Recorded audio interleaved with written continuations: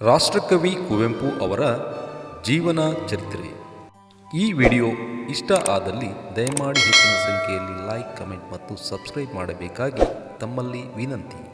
ಆಧುನಿಕ ಕನ್ನಡ ಸಾಹಿತ್ಯ ಲೋಕದಲ್ಲಿ ಬಹುದೊಡ್ಡ ಸಾಧಕರೆಂದರೆ ರಾಷ್ಟ್ರಕವಿ ಕುವೆಂಪು. ಜಗತ್ತಿನ ಸುಪ್ರಸಿದ್ಧ ಕವಿಗಳ ಸಾಲಿನಲ್ಲಿ ನಿಲ್ಲಬಲ್ಲ ಎಲ್ಲ ಸಾಮರ್ಥ್ಯವನ್ನು ಹೊಂದಿರುವ ಯುಗಕವಿ. ಅಂತಾರಾಷ್ಟ್ರೀಯ ಖ್ಯಾತಿಯ ಕುವೆಂಪುರವರು ಈ ಶತಮಾನದ ಶ್ರೇಷ್ಠ ಸಾಹಿತಿ ಮಾತ್ರವಲ್ಲ, ನಾಡು ನುಡಿಯ ಹೋರಾಟಗಾರರು, ನಿಷ್ಠಾವಂತ ಕನ್ನಡಿಗರೆನಿಸಿಕೊಂಡು ಶಿಕ್ಷಣ ತಜ್ಞರಾಗಿ, ಸಮರ್ಥ ಆಡಳಿತಗಾರರಾಗಿ, ಧಾರ್ಮಿಕರಾಗಿ ಹೆಸರು ಮಾಡಿದ್ದಾರೆ. ಕುವೆಂಪು ಎಂಬ ಕಾವ್ಯನಾಮದಿಂದ ಮನೆ ಮಾತಾಗಿರುವ ಕುಪ್ಪಳ್ಳಿ ವೆಂಕಟಪ್ಪ ಪುಟ್ಟಪ್ಪನವರು ಶಿವಮೊಗ್ಗ ಜಿಲ್ಲೆಯ ತೀರ್ಥಹಳ್ಳಿ ತಾಲೂಕಿನ ಕುಪ್ಪಳ್ಳಿಯಲ್ಲಿ 1904 ಡಿಸೆಂಬರ್ 29ರಂದು ಜನಿಸಿದರು. ತಂದೆ ವೆಂಕಟಪ್ಪ ಗೌಡ, ತಾಯಿ ಸೀತಮ್ಮ. ಪ್ರಾಥಮಿಕ ಶಿಕ್ಷಣವನ್ನು ಕುಪ್ಪಳ್ಳಿಯಲ್ಲಿ, ಮಾಧ್ಯಮಿಕ ಶಿಕ್ಷಣವನ್ನು ತೀರ್ಥಹಳ್ಳಿಯಲ್ಲಿ ಪಡೆದು ಮೈಸೂರಿಗೆ ಬಂದರು.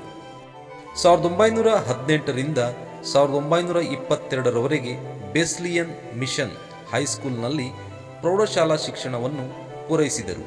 ತರುವಾಯ ಮಹಾರಾಜ ಕಾಲೇಜನ್ನು ಸೇರಿ BA ಪದವಿ ಹಾಗೂ 1929ರಲ್ಲಿ MA ಪದವಿಯನ್ನು ಪಡೆದರು.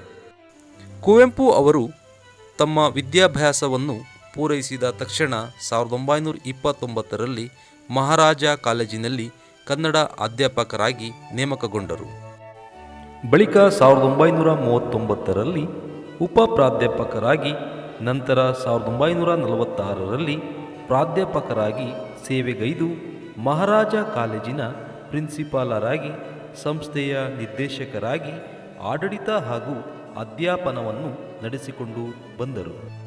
ತರುವಾಯ ಮೈಸೂರು ವಿಶ್ವವಿದ್ಯಾಲಯ ಉಪಕುಲಪತಿಗಳಾಗಿ 1956ರಿಂದ 1960ರವರೆಗೆ ಸೇವೆ ಸಲ್ಲಿಸಿ ವೃತ್ತಿಯಿಂದ ನಿವೃತ್ತರಾದರು.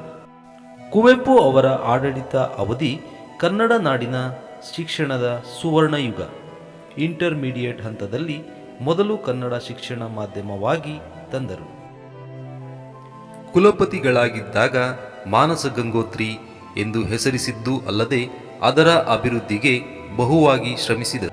ಶಿಕ್ಷಣದ ಎಲ್ಲ ಹಂತದಲ್ಲಿ ಕನ್ನಡವನ್ನು ವ್ಯಾಪಕವಾಗಿ ಬೆಳೆಸಿದರು. ವಿವಿಧ ವಿಷಯಕ್ಕೆ ಸಂಬಂಧಿಸಿದ ಅಧ್ಯಯನ ಕೇಂದ್ರಗಳ ಆರಂಭ, ಪುಸ್ತಕ ಮುದ್ರಣ ಇವು ಬಹುಮುಖ್ಯ ಕೆಲಸಗಳಾಗಿವೆ. ಕುವೆಂಪು ಅವರ ಸಾಹಿತ್ಯ ಕಾರ್ಯ ವಿಸ್ತಾರವಾದುದು, ಬಹುಮುಖವಾದುದು. ಪ್ರೌಢಶಾಲಾ ವಿದ್ಯಾರ್ಥಿಯಾಗಿದ್ದಾಗಲೇ ಸಾಹಿತ್ಯದ ಬಗ್ಗೆ ಒಲವನ್ನು ಮೂಡಿಸಿಕೊಂಡು ಕಾಲೇಜು ಹಂತದಲ್ಲಿ ಪ್ರಖರವಾಯಿತೆಂಬಂತೆ ಕಂಡುಬರುತ್ತದೆ. ಶ್ರೀರಾಮಕೃಷ್ಣರು, ವಿವೇಕಾನಂದರು, ಶಂಕರರು, ಗಾಂಧೀಜಿ, ಅರವಿಂದರು, ಪಾಶ್ಚಾತ್ಯ ಕವಿಗಳಾದ ವರ್ಡ್ಸ್ವರ್ತ್, ಶೆಲ್ಲಿ, ಟಾಲ್ಸ್ಟಾಯ್, ಮಿಲ್ಟನ್ ಮುಂತಾದವರ ಪ್ರಭಾವಕ್ಕೆ ಒಳಗಾದರು. ತಮ್ಮ ಅನುಭವ ಕಲ್ಪನೆಗೆ ರೂಪು ಕೊಡಲಾರಂಭಿಸಿದರು. ಪ್ರೌಢಶಾಲೆಯಲ್ಲಿದ್ದಾಗಲೇ ಪದ್ಮಪತ್ರ ಸಂಘವನ್ನು ಸ್ಥಾಪಿಸಿ ಸಾಹಿತ್ಯ ಚರ್ಚೆ, 1921ರಲ್ಲಿ ಇಂಗ್ಲಿಷ್ ಕವಿತೆಗಳನ್ನು ಅನುಸರಿಸಿ ಇಂಗ್ಲಿಷ್ನಲ್ಲಿ ಬರೆದ ಬಿಗಿನರ್ಸ್ ಮ್ಯೂಸ್ ಎಂಬ ಕವನ ಸಂಕಲನವನ್ನು ಪ್ರಕಟಿಸಿದರು. ಇದೇ ಕುವೆಂಪು ಅವರ ಮೊದಲ ಕೃತಿ.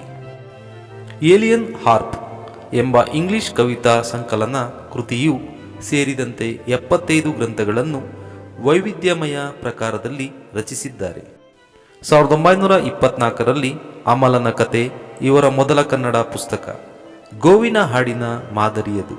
ಪ್ರೇಮ ಕಾಶ್ಮೀರ, ಜೇನಾಗುವ, ಪಕ್ಷಿಕಾಶಿ, ಚಂದ್ರಮಂಚಕ್ಕೆ ಬಾ ಚಕೋರಿ, ಕೊಳಲು, ಕೃತ್ತಿಕೆ, ಪಾಂಚಜನ್ಯ, ಅನಿಕೇತನ, ನವಿಲು, ಇಕ್ಷುಗಂಗೋತ್ರಿ, ಕೋಗಿಲೆ ಮತ್ತು ಸೋವಿಯತ್ ರಷ್ಯಾ, ಪ್ರೇತಾಕ್ಯು, ಅಗ್ನಿಹಂಸ, ಕಿಂಕಿಣಿ ಕುಟಿಚಕ, ಕದರಡಿಕೆ, ಮಂತ್ರಾಕ್ಷತೆ ಮೊದಲಾದ ಕವನ ಸಂಕಲನಗಳನ್ನು ಚಿತ್ರಾಂಗದ ಖಂಡ ಕಾವ್ಯವಾದರೆ ಶ್ರೀರಾಮಾಯಣ ದರ್ಶನಂ ಮಹಾಕಾವ್ಯವಾಗಿದೆ ಎಂಬುದನ್ನು ಗಮನಿಸಬಹುದು. 1938ರಲ್ಲಿ ಕಾನೂರು ಸುಬ್ಬಮ್ಮ ಹೆಗ್ಗಡತಿ ಮತ್ತು 1967ರಲ್ಲಿ ಮಲೆಗಳಲ್ಲಿ ಮದುಮಗಳು ಇವೆರಡು ಕುವೆಂಪು ಅವರ ಕಾದಂಬರಿಗಳು. ನನ್ನ ದೇವರು ಮತ್ತು ಇತರ ಕಥೆಗಳು ಹಾಗೂ ಸನ್ಯಾಸಿ ಮತ್ತು ಇತರ ಕಥೆಗಳು ಕಥಾಕ್ಷೇತ್ರಕ್ಕೆ ದೊಡ್ಡ ಉಡುಗೊರೆಗಳಾಗಿವೆ. ಚಿಕ್ಕ ಕ್ಷೇತ್ರದಲ್ಲಿ ಕುವೆಂಪು ದೊಡ್ಡ ಸಾಧನೆಯನ್ನೇ ಮಾಡಿದ್ದಾರೆ. 13 ನಾಟಕಗಳನ್ನು ರಚಿಸಿದ್ದಾರೆ. ಮುಖ್ಯವಾಗಿ ಬೆರಳ್ಗೆ ಕೊರಳು, ಮಹಾರಾತ್ರಿ, ಸ್ಮಶಾನ ಕುರುಕ್ಷೇತ್ರ, ಶೂದ್ರ ತಪಸ್ವಿ, ಛಲಗಾರ, ರಕ್ತಾಕ್ಷಿ, ಬಿರುಗಾಳಿ ಮುಂತಾದ ನಾಟಕಗಳು ಬಹುಮುಖ್ಯ ಎನಿಸಿವೆ. ಇವುಗಳನ್ನು ಪೌರಾಣಿಕ, ಸಾಮಾಜಿಕ, ಐತಿಹಾಸಿಕ ಹಾಗೂ ಮಕ್ಕಳ ನಾಟಕಗಳೆಂದು ವಿಭಾಗಿಸಲಾಗಿದೆ. ವಿಮರ್ಶೆ ಮತ್ತು ಕಾವ್ಯ ಮೀಮಾಂಸೆಗೆ ಸಂಬಂಧಿಸಿದಂತೆ ತಪೋನಂದನ, ವಿಭೂತಿ ಪೂಜೆ, ದ್ರೌಪದಿಯ ಶ್ರೀಮುಡಿ, ರಸೋವೇಶ, ಸಾಹಿತ್ಯ ಪ್ರಚಾರ ಮೊದಲಾದ ಕೃತಿಗಳನ್ನು ಗಮನಿಸಬಹುದು. 1937 ಏಪ್ರಿಲ್ 30ರಂದು ಹೇಮಾವತಿಯವರನ್ನು ಕೈ ಹಿಡಿದರು. ಪೂರ್ಣಚಂದ್ರ ತೇಜಸ್ವಿ ಮತ್ತು ಕೋಕಿಲೋದಯ ಚೈತ್ರ ಎಂಬ ಪುತ್ರರು, ಇಂದುಕಲಾ ಮತ್ತು ತರಿಣಿ ಎಂಬ ಇಬ್ಬರು ಪುತ್ರಿಯರಿದ್ದಾರೆ.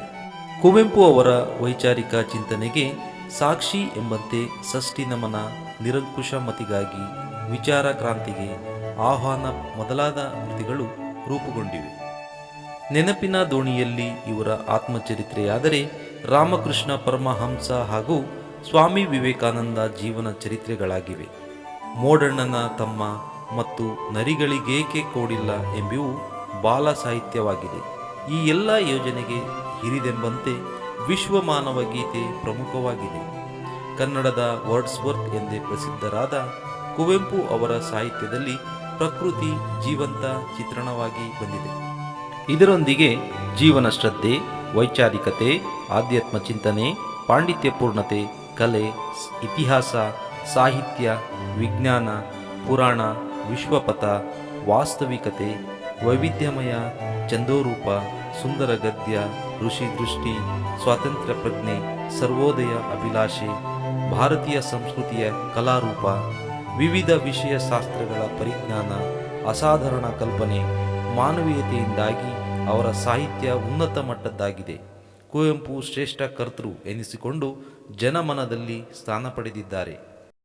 ಕುವೆಂಪು ಅವರ ನಾಡು ನುಡಿಯ ಸೇವೆ, ಸಾಧನೆ, ಸಿದ್ಧಿಯನ್ನು ಕಂಡು ಸರ್ಕಾರ ಹಾಗೂ ಸಹೃದಯ ಬಾಂಧವರು ಬಗೆ ಬಗೆಯ ಬಹುಮಾನ ಪ್ರಶಸ್ತಿಗಳನ್ನು ಕೊಟ್ಟು ಗೌರವಿಸಿದ್ದಾರೆ.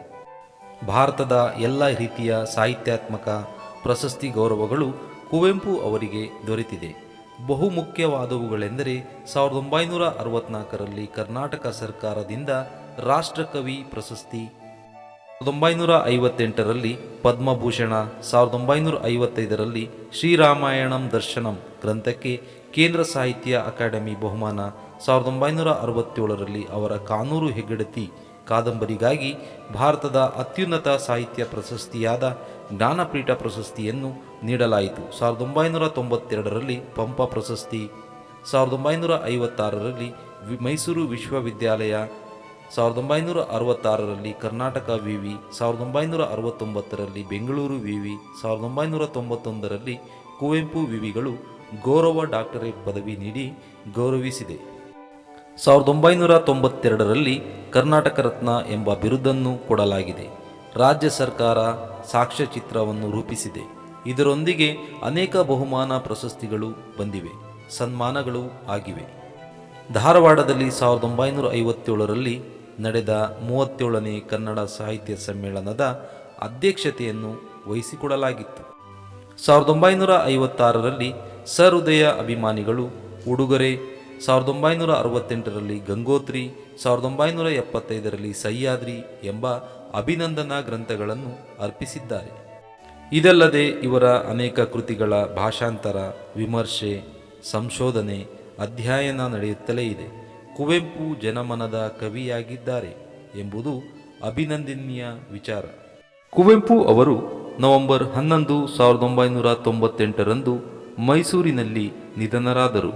ಅವರ ಹುಟ್ಟೂರಾದ ಕುಪ್ಪಳ್ಳಿಯಲ್ಲಿ ಅವರ ಅಂತ್ಯ ಸಂಸ್ಕಾರವನ್ನು ನೆರವೇರಿಸಲಾಯಿತು. ಕುಪ್ಪಳ್ಳಿಯಲ್ಲಿರುವ ಅವರ ಸಮಾಧಿ ಒಂದು ಸ್ಮಾರಕವಾಗಿದೆ.